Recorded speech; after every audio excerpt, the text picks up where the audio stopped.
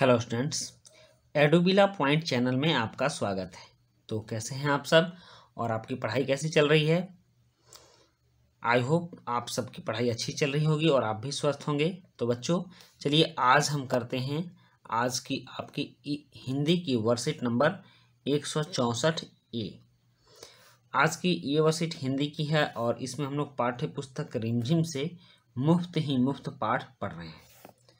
तो चलिए आज की वर्कशीट की शुरुआत करते हैं। नमस्कार, कैसे हैं आप प्यारे बच्चों। पिछली कार्यपत्रिका में आपने भीखू भाई की नारियल को मुफ्त में पाने की यात्रा के बारे में जाना। आज हम पाठ का और अधिक अभ्यास करेंगे और पाठ से कुछ नया भी सीखेंगे। यहाँ प्रश्न 1 है कि पाठ से लिए गए इस अनुच्छेद को बोलकर पढ़िए व नीचे लिखे प्रश्नों के उत्तर दीजिए।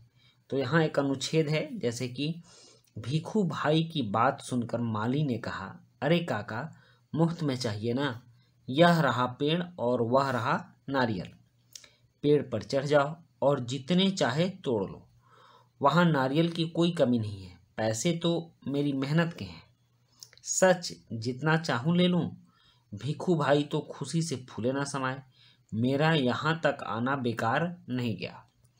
तो बच्चों कहानी यह थी कि भीखू भाई मुफ्त में नारियल के तलाश में वह घूम रहे थे और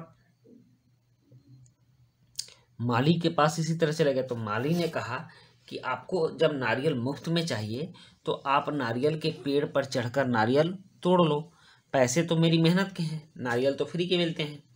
इतना सुनते ही भीखू भाई खुशी से फूले ना समाये और उन्होंने कहा कि मेरा यहाँ तक आना बेकार नहीं गया। अब इन प्रश्नों के उत्तर देने हैं। यहाँ जैसे कुछ प्रश्न हैं। भीखू भाई ने क्यों कहा कि मेरा यहाँ तक आना बेकार नहीं गया? क्योंकि उन्हें अब मुफ्त में नारियल मिलने वाली थी।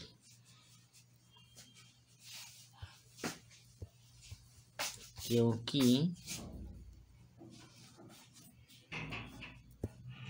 उन्हें अब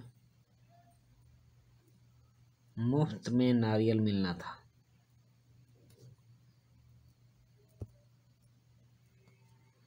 मुफ्त में नारियल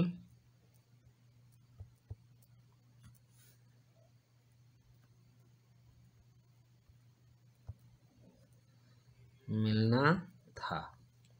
हो गया, ये पहले प्रश्न का प्रश्न का उत्तर हो गया।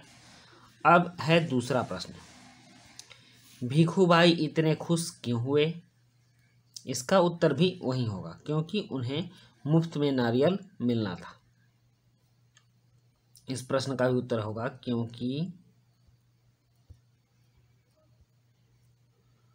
उन्हें मुफ्त में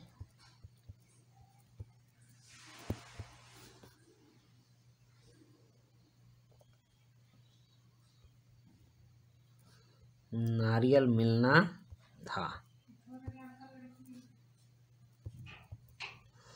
हो गया। अब है प्रश्न 3, भीखू भाई मुफ्त में क्या लेना चाहते थे? तो भीखू भाई मुफ्त में नारियल लेना चाहते थे। आप यहाँ लिख दो नारियल। भीखू भाई मुफ्त में नारियल लेना चाहते थे। तो बच्चों इस पंक्ति में आए गहरे रंग के शब्दों पर ध्यान दीजिए। भीखू भाई तो खुशी से फूले ना समाये। यहाँ खुशी से फूले ना समाना, क्या आप जानते हैं इसका मतलब क्या होता है? बच्चों यह एक मुहावरा है और इसका अर्थ है बहुत खुश होना। अब है प्रश्न 2। प्रश्न 2 है, नीचे कुछ मुहावरों को चित्रात्मक रूप में दर्शाया गया है। संकेत पेटी का प्रयोग करते हुए सही मुहावरे पहचान कर लिखिए तथा उनका वाक्यों में प्रयोग भी कीजिए। जैसे यहाँ कुछ मुहावरे दिए गए हैं। हक्के बक्के रह जाना, ऊंट के मुंह में जीरा, बंदर क्या जाने अदरक का स्वाद, हेरा फेरी करना, घर की मुर्गी दाल बराबर, कोल्हू का बैल, एड़ी चोटी का जोड़ लगाना। तो इन मुहावरों को आपको इनमें लिखना है और वाक्य में भी प्रयोग करना है। तो सबसे पहले इस जगह आप लिखिए कि बंदर क्या जाने अदरक का स्वाद। इसमें होगा बंदर क्या जाने अदरक का स्वाद।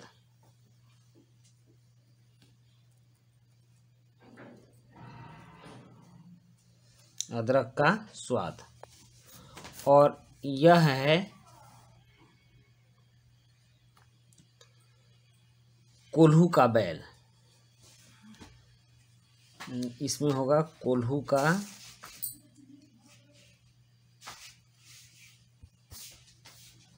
बैल। और उसके बाद है, यहाँ देखिए, एड़ी चोटी का जोर लगाना।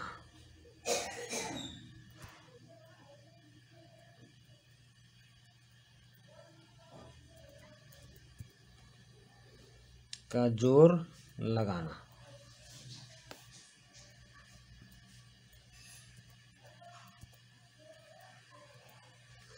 एड़ी चोटी का जोड़ लगाना। और इस मुहावरे का अर्थ होगा ऊंट के मुंह में जीरा।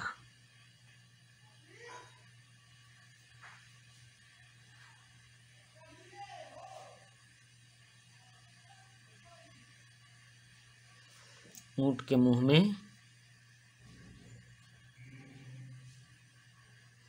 जीरा।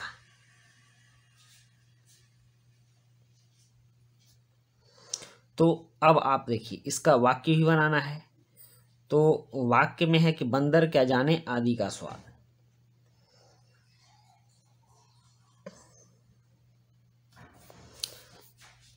राम के द्वारा मिठाई न खाने पर उसके मामा ने कहा कि बंदर क्या जाने आदि अदरक का स्वाद।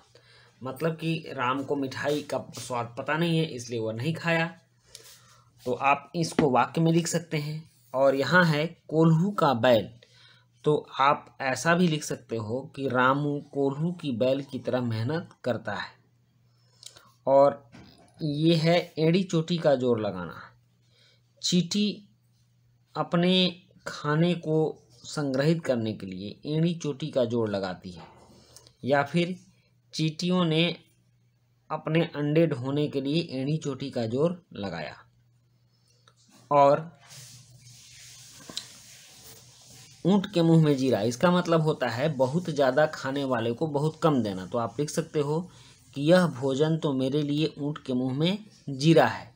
तो इस तरह से इन सब का आप वाक्यों में प्रयोग कर सकते हो। और कुछ और है मुहावरे, जैसे हक्के बक्के रह जाना। तो श्याम को मोटरसाइकिल चलाते देख मैं हक्के बक्के रह गया, इसका ये भी हो सकता है। और फिर हेरा फेरी करना, जैसे मोहन बहुत हेरा फेरी करता है। घर की मुर्गी दाल बराबर। आप लिख सकते हो कि मेरी तो कोई वैल्यू ही नहीं है, घर की मुर्गी दाल बराबर हूँ। और कोल्हू का बैल, रामू कोल्हू की बैल की तरह काम करता है। एड़ी चोटी का जोड़ लगाना, इसमें आप लिख सकते हो कि चींटियाँ अपने भोजन के लिए एड़ी चोटी का जोड़ लगाती हैं। तो इस तरह से आप इनका वाक्यों में प्रयोग कर सकते हो। अब प्रश्न 3 है कि भिखू भाई को नारियल पसंद था। आप अपने कॉपी में अपनी पसंद के फल का चित्र बनाइए और उसके बारे में कुछ वाक्य लिखिए। आप नीचे लिखे संकेतों का प्रयोग भी कर सकते हो, जैसे मीठा, रंग, स्वाद, मौसम, गुठली। तो आप आम का चित्र बना लेना। जैसे आप